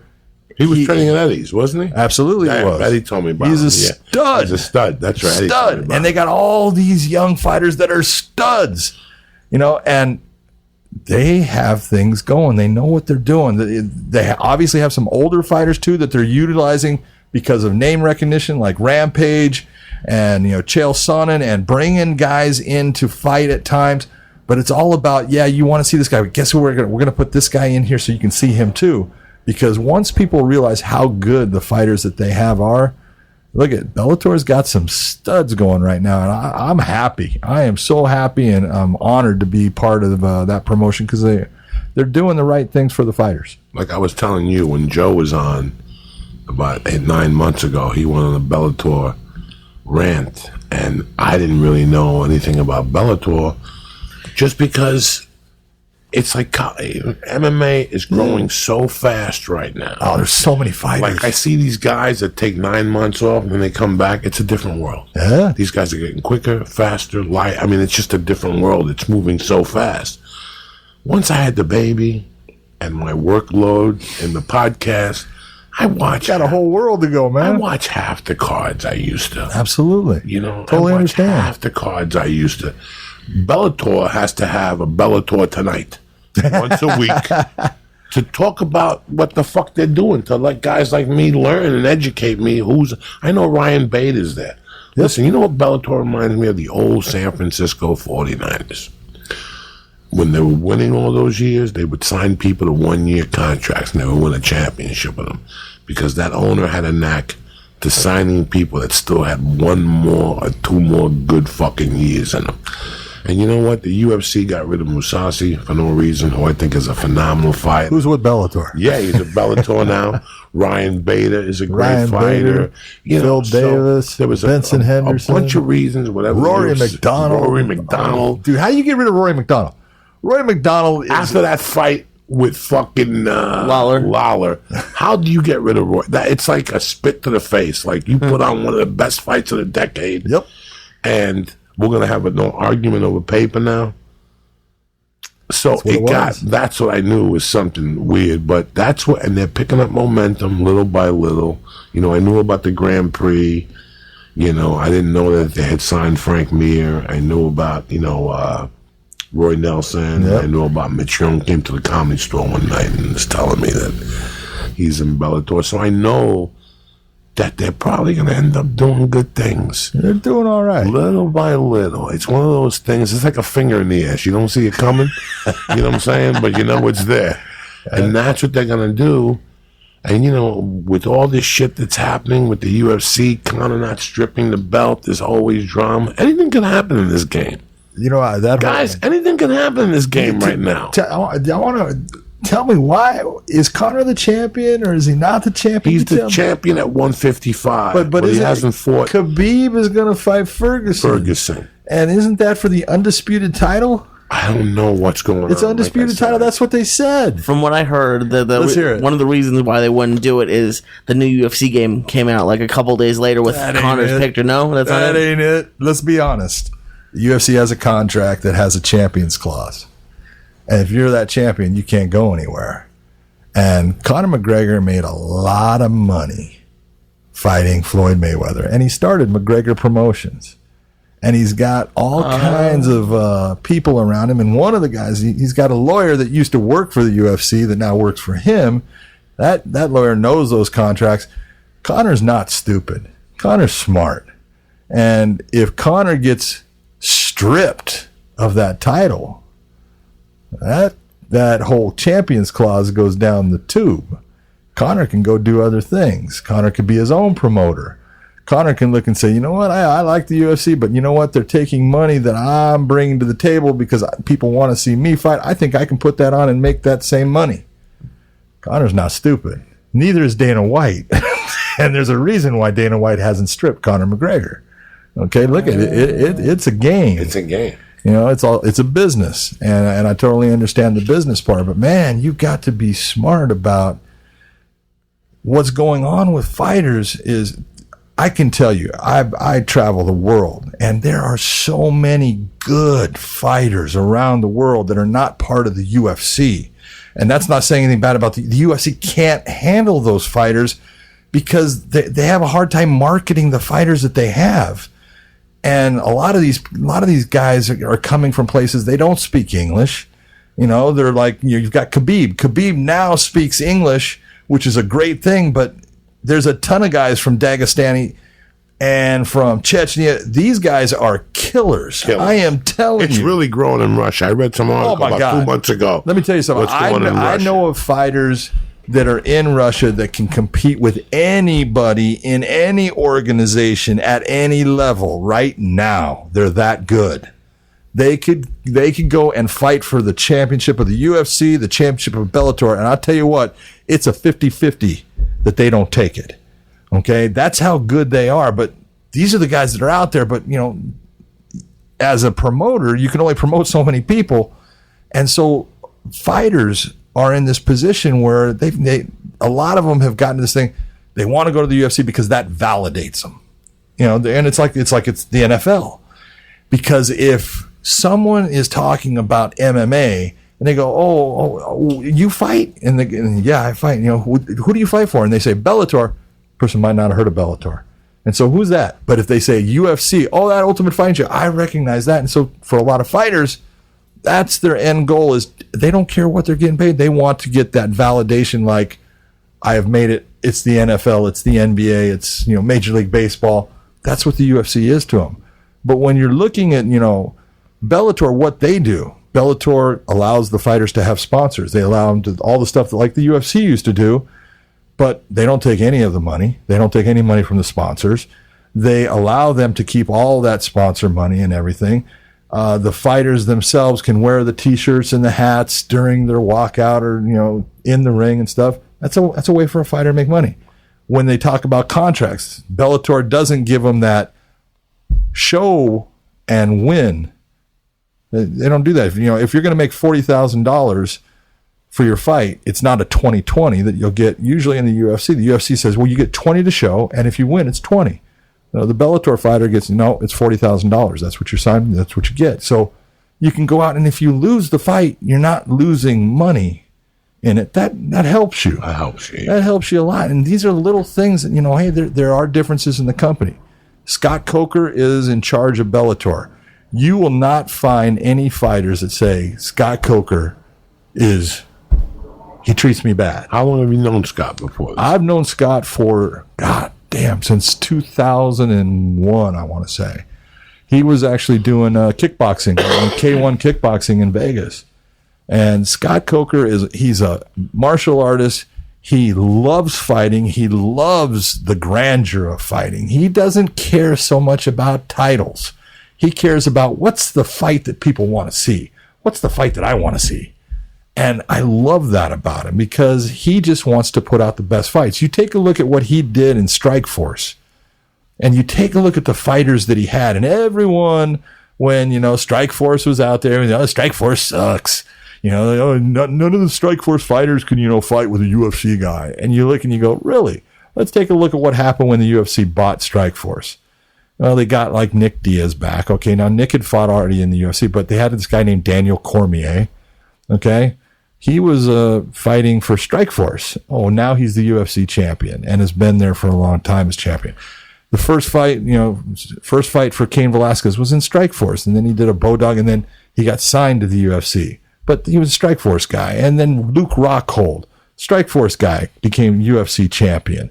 Tyrone Woodley, Strikeforce guy, he's UFC champion. You take a look, there's guys that know how to make fights and knows how to pick out fighters that he believes that's the guy that's going to be special. Scott Coker has an incredible eye for talent and has made great decisions in who is going to be that guy that is going to be somebody. He knows fighting, and that's what's great working with him, is he has a passion for it. The passion of, hey, I can't do everything overnight, but eventually this is the direction we're walking. Let's just walk it together. I'm happy. And it doesn't look like, remember when we were kids, they had the NFL and the USFL? Yeah. And you knew the USFL wasn't going to make it. They're going to make it, and they didn't make it. Yeah. Trump owned the Jersey Generals. Jersey Generals. But you look at who he was playing for, man. Herschel Walker. That's when I met him. Doug Flutie. That's right. They were playing for him. You had Steve Young here in L.A. with the L.A. Express. I mean, there was some great. Reggie White played for the Philadelphia Stars. They had some great players in the USFL. So, no, I think that you'll do great there, because they are growing. Like I said, I don't know what the fuck is on no more. I don't know nothing. I come home at night, I turn the TV on, or UFC Tonight's on. I get to watch a little bit of that once in a while. And it's great. I watch a countdown show once in a while. They were shitty for a while now. This week's was pretty good with Frank Yeager. That's going to be a great fight. I just got to get more knowledge about Bellator, and then I'll have you back, and we can fucking go back and forth. Now I'm all fucked up. I don't know nothing about them. But I just know a lot of fighters went over, and I couldn't figure out why Dana let a lot of these guys. Like Mousasi was one guy I couldn't figure out. But it's like a comic. But Musasi came from Strikeforce. Right. Musasi, he was in Japan fighting a little bit, and then went to Strikeforce, and he really liked Scott Coker. And he was part of the whole when Strikeforce got sold. There was reasons why Strikeforce got sold. Most people don't know what it is. Okay, but Strikeforce, Scott made a play to get bigger and brought Silicon Valley Sports into play. They were the owners of the San Jose Sharks and all that. And when they made that play to get bigger, there was a lot of money that went out. And then they didn't get their return like they thought right away. And then they decided, we want out of this. And so that's why they ended up getting sold. It wasn't because Scott wanted to sell it. It was Silicon Valley Sports wanted out of it. And so the Fertittas, being smart, Lorenzo goes, that's a lot of contracts. And those are great fighters. And that's something that's going to help us. And he went out and he paid a lot of money for it. And, hey, that's what made Lorenzo Fertitta so special. He was willing to spend money to make his product better. And he did. And he was a special owner, and he's gone now. But, he made the right choices on what he was going to do. When you were a kid and you were doing Taekwondo or whatever the fuck were you doing, did you ever think that the UFC and all this shit, did you even see it coming? I didn't see it coming at all. I turned around one time and saw guys built like me with two tubes on hitting each other. I'm like, this is the most disgusting sport I've ever seen in my life. This is just bar fighting for fucking criminals and shit.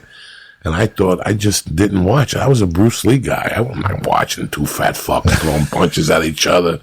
You can't tell that guy just ate a fucking pharmacy full of steroids. That guy just came back. First time I didn't even know their names. I don't know who these guys are. I saw a guy in the UFC one night. Remember Joe took me to Miami? And nobody showed up. Yeah. They're like, for only UFC 42. Yeah, who showed? There was a celebrity, though, in the house. It was fucking empty. The guy from Hawaii fought. BJ Penn? No, the guy that was knocking people out. Fat dude. He was like the biggest thing in the UFC. Oh, Cabbage.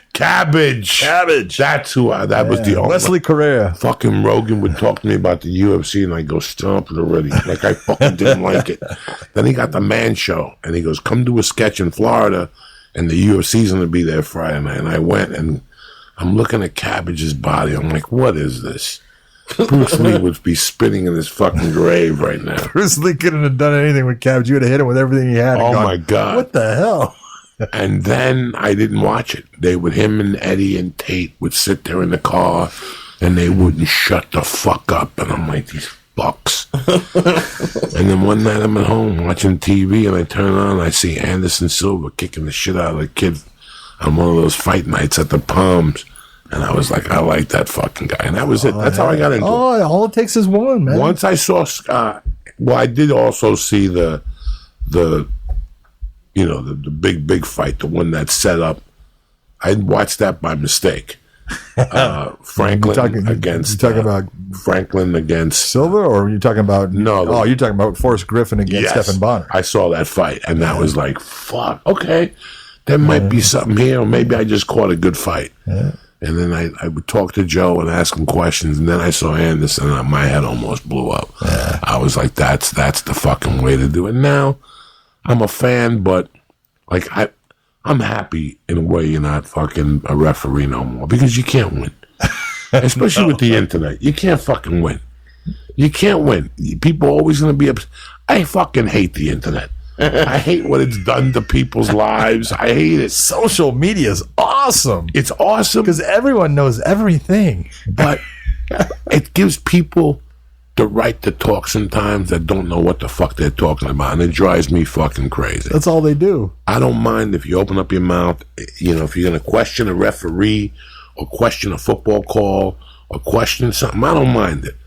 But if you don't know what the fuck you're talking about, don't fucking question it like that. And I see it every Sunday when you put Facebook up during football season. What happened this year with New England? They burnt somebody like game 12 with a bad catch or something. The Steelers. And the Steelers. And the next day they're whining on there. And I'm thinking about these referees and the two fucking. So I bet that part of you is great. Like this last week, we had that controversy with Jeremy Stevens. Let's go to Bloody Elbow so my man can break it down for us. Because I don't know what the fuck I'm talking about. Like I told you last time, I don't know the point system. I know you punch them in the head, you take them down, but I don't know how the point system works. So let's go. Let's look at this shit here. Let me give some shout outs real quick. Let me see here. While I got this time here. It's a beautiful Monday morning. When the beat drops, Full Metal Pete, Justin Lee Odell, Luke, Louis Bosley, Harry Daniels, Mick Parenti, and Gordon McPhillips, you bad motherfuckers. And don't forget, this Saturday night, I'll be at the Ice House, 7:30, working out with Uncle Joey. And we added a second show at Nyack, a 10 o'clock show at Levity Live on the 21st. That's all I got this month. I'm getting the splint put in my ear next week. Split. Whatever the fuck it is. Tube? So, yeah, so my daughter used to have that. Man. Yeah, because I got the water won't drain. Yeah. And I get fucking dizzy, and I'm having a hard time driving. When I drive, especially, I fucking get it. I'm sorry, I forgot to put cream. I just went to Colorado, and 3 days in Colorado dried my skin up so bad, Mrs. Mack, and my wife told me, she goes, what's wrong with your ass? Why do you have scratches on your ass for? I go, because I'm so fucking dry. And I forgot to put cream on again tonight. Look at my legs. Look at that. Yeah. Look how fucking dry from Colorado. Yeah. My skin never gets that dry. From us moving to Vegas. You too? You felt that too? Oh my Vegas, God. yeah, Vegas I am dry. itchy-witchy tonight. I took a shower too tonight after we went to the YMCA. We went to swimming tonight. Okay, so there you have it there. I break this down for me. I don't know what the fuck happened. Me and Lee were in Denver on stage doing our thing. Okay. Back up a little bit. Yeah, no, you're good. Okay. Just go ahead and let it go, and I'll tell you when to stop it. Okay. Right now, you've got Dominic Cruz Hold on one second. and Dan Cormier are arguing about this whole situation with Jeremy and Josh Emmett, and the whole thing is, did it touch his head or did it not? And that's the question. And what the funny part is you got Dan Miragliotta standing right there. Stop it right there. Okay. He's in exactly mechanic-wise. This is exactly what we want a referee to be. He is in the proper position to try to see. The big difference is where the knee is just on the opposite side of the head from where he's at. But he's in a great position in what we call mechanically to be there. So go ahead and let that go forward. You see the knee go. The question is, the knee coming back touches his head. It is not Jeremy Stevens' fault. I agree. You I have don't even know why we're debating The it. referee did not stop the fight. Okay, maybe that's debatable. Dom and Mike, I agree. It is on Dan Miragliotta to Period. see that is an illegal shot. But That's my argument. Why is it illegal? It's illegal because the fighter, when it goes back to it, I'll show you the position of where he's at as it's going forward. You'll see the fighter is on his knees. Okay, right now he's actually on his ass and his leg, okay? But he's getting up, goes to his knees, stop it right there. Okay? This is a grounded fighter because any part of his body other than his hands and feet that touch the ground, now under the unified rules that the state of Florida is going under, makes the fighter a grounded fighter where he legally cannot be kneed or kicked to the head. You can see his entire leg is down on the ground as far as he's got his foot. Both knees are actually down. He doesn't have to have a hand on the ground. We want him to have his hands up to protect his head. And so this is a grounded fighter that legally this knee cannot be thrown and touch him to the head, or else it is a foul against Jeremy Stevens. The real question is people are asking, well, I think it slid by the side of his head. That's what I saw. I don't think it hit. What I want you to see, take a look at his right ear. You see his right ear? Yes, sir. Okay. If you take a look at my ears right now, and I take these headphones off, and I can move my head, but my ears don't flap. They stay where they're at. The cartilage holds them. Rewind it. Rewind it again. Go back. Just a little bit. Watch his ear. Watch what it does. Go ahead and let it go. You're good. Watch his right ear. Boom. Okay. You see that ear flop Yes, down? that's contact. That tells you that there was a kinetic energy that hit his head and caused that ear to do that big old flapping motion because he did get hit to the head. All right? The knee did hit him in the head, and it is illegal. We had the referee wasn't sure. He's there, but I mean, these guys couldn't even get it right watching the replay over and over and over, but they want him to get it in real time. He wasn't sure, so he let it go, not stopping it because he thought, I'm in a fight-ending sequence and I'm not sure. But did it hit him to the head? Absolutely. Was it a foul? Absolutely. Should there have been something done if the referee had seen it? Absolutely. Something should have been done. It's an illegal act.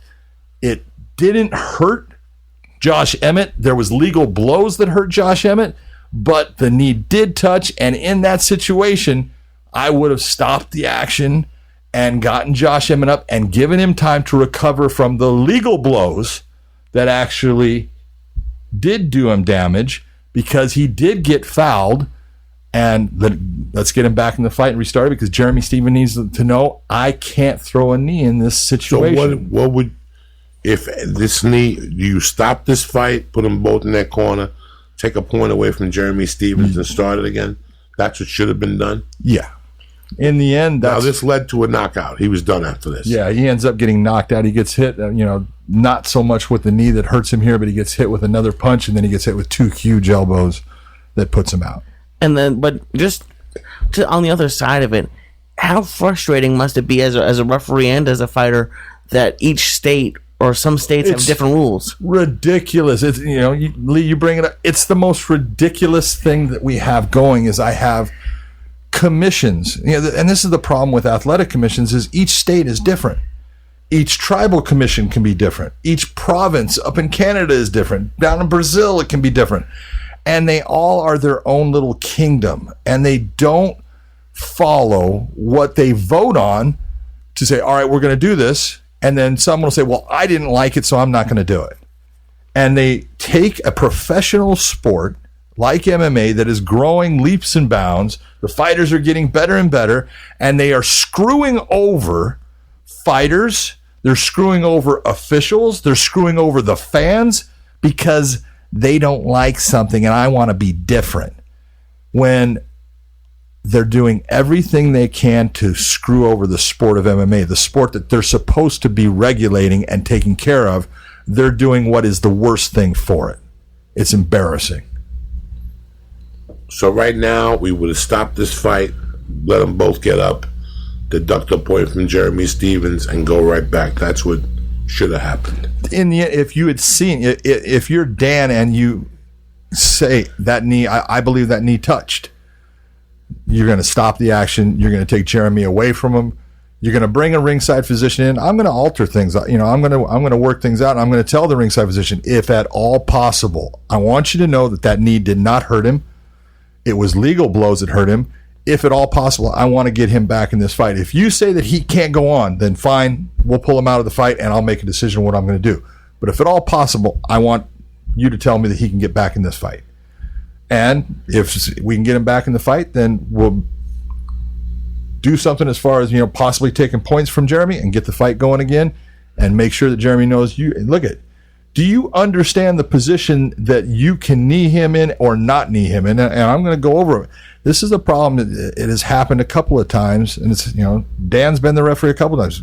Gegard Mousasi was fighting Chris Weidman in New York. That position caused Dan a problem there. Okay, what Gegard did was absolutely legal. Everything he did was legal, and a fight was stopped based upon Dan believing that it was illegal, and that's part of the, you look at what goes on, it's like, God, same situation. I'm not sure. If we're not sure, we're not going to make the decision because I didn't see it. But if I know that I saw that knee hit, then I'm going to stop the action and do something different. It's you were saying that you're on your third career. You are, but I like listening to you. You said earlier, cops make decisions. So I see they made you a better ref, and now listening to this, I haven't watched one full Bellator fight, but I know already that I enjoy watching a fight with you as a commentator because you actually know what you're talking. You know what you're talking about. Someone knows what they're talking about. That is amazing. Look, there's things that I'm going to know that Joe Rogan has been probably the best color commentator for MMA that there's ever been. Jimmy Smith, who was with Bellator and is now with the UFC, he's phenomenal. I love Jimmy. Joe Rogan set the standard. And it wasn't always so much, I'm not going to say it was always so much the skill level that he brought with it as far as knowledge, but he has great knowledge in the sport. It was also the excitement and the energy that Joe brought, or does still bring, and just doesn't do it near as much. But that's what makes Joe who he is as far as calling fights. But there's things, look, I've yelled at Joe. We had a fight where we had Tim Means against Charles Oliveira, and Joe is sitting at the, he's talking with Tim Means and saying, I believe that was legal when I'm looking at a knee that I know is illegal. And it's not Joe's fault that he doesn't know. It's our fault for not educating him on it and making sure that he knew, because there's not only he doesn't know, there's other officials that aren't sure about that situation. And this is what's wrong with what athletic commissions are doing to our sport, is every official, every person, every fan should know what the rules of MMA are and understand, hey, you're not allowed to knee someone when their knees are on the ground to the head. You can't do that. And all of that is stuff that should be easy for people, but we get confusion about what's legal and what's not. And there shouldn't be. Joe can't know everything. I happen to be one of the guys that, wrote this stuff and put it all together. So I know it, inside and out, backwards, forwards. I know it all. And at least I can sometimes communicate things to the fans so they understand this is why the referee is doing what he's doing, or this is why that was legal, or this is why that was not legal. And they're going to get the right information the first time. That's why I'm happy you're doing this. You still doing the podcast? No, man, I haven't done the podcast. I got yelled at by people in the UFC, so I got to stop the podcast. But that was I might start another one, man. I want to be your partner. Yeah, we're gonna talk to Bellator. I'm gonna sit on Lee's lap. We gotta fucking talk to Bellator and make them do a Bellator tonight, and kind of like what's those books they put out for dummies? Computers for dummies. They need to put one of those books. So out. next show in California, you want to come to it? Yes. When is it? May 12th. Am I in town? Yeah, that's what I got to find out, man. It's in San Jose, though. That's California. If you want the next one in LA, I'll get you tickets to the next one in LA. I'll be in touch with you and stuff. All right, bro. I want to go down there and see it. I'm happy you came on, bro. Thank you for having me, brother. You know what's crazy, Lee? I can't believe that we have Burger King as a sponsor, and I really want to welcome them. I like Burger King. I like Burger King a lot growing up. You know what I'm saying? Now I'm a little older. I don't eat that much fast food, but if I was going to get a chicken sandwich, I'd go to Burger King. You know why? Because they got 2 crispy chicken sandwiches, 2, or Whopper sandwiches for $6. That's 1 spicy chicken sandwich. Actually, 2 spicy chickens, because right now at Burger King, you can get 2 new spicy crispy chicken sandwiches, just $6, made with 100% white meat, seasoned chicken fillet, a crunchy coating with a blend of cayenne pepper spices, plus fresh lettuce, tomato, creamy mayo, served on a soft potato bun. So if you like it spicy and you like chicken and you like a good deal, today is the day for you. So head to Burger King now and try the new spicy new crispy chicken sandwich. You can get 2 additional sandwiches for just $6. You get 2 spicy crispy chicken sandwiches, or mix it with the Whopper sandwich or the crispy chicken sandwich. There's 6 different combinations of premium sandwiches that you can mix and match any way you want, and it doesn't matter how you match it or mix it, as long as it's 2 for $6. So the new crispy chicken sandwich is part of the $2 for $6 deal, all right? The new spicy crispy chicken sandwich is part of the 2 for $6 deal, only at Burger King. I also want to give a shout out to Squarespace, all right? Listen, let me explain something to you. There's nothing more important in today's society, if you're in business or if you're in business for yourself, than to have a website, all right? You're like, Joey, why do I need a website? I'll tell you why. You probably got a cool idea. You can turn it into something. You could showcase your work. You could blog or publish content. You could sell products. You could announce an upcoming event, and much, much more. Let me tell you something. Squarespace does something. They give you beautiful templates created by world-class designers. A powerful e-commerce functionality lets you sell anything online. The ability to customize look and feel settings, product, and more with just a few clicks. Everything optimized for mobile right out of the box. A new way to buy domains and choose from 200 extensions. Now make it yourself. Easily create a website by yourself and make it stand out. Stand out with a beautiful little website right now from Squarespace. Head over to squarespace.com for a free trial. When you're ready to launch, use offer code CHURCH, CHURCH, to save 10% off your first purchase of a website or domain. That's squarespace.com, enter code CHURCH. I want to thank Onnit for always being there for us. If you want supplements delivered to your house, go to onnit.com. And don't forget, next Saturday, the Ice House is sold out. But the following, 3/21, March 21, I'm in Nyack. The first show sold out. We added a second show. So hopefully I'll see you there. Albuquerque, the first week of April. We'll get to that later. I want to thank our sponsors. And I want to thank Big John and his beautiful wife for coming in and saying hello to us. Thank you for having me, brother. It's always good seeing you. All the luck in the world with your new position. If anybody deserves is you. You look beautiful. Your wife looks good. That's it. You're in Vegas. You're a new fucking man. Thank you, brother. And now I'll support Bellator. Now I'll watch that you're there. I appreciate that. I promise you that. Thank you again. Lee Syatt, kill that fucking mule, will you?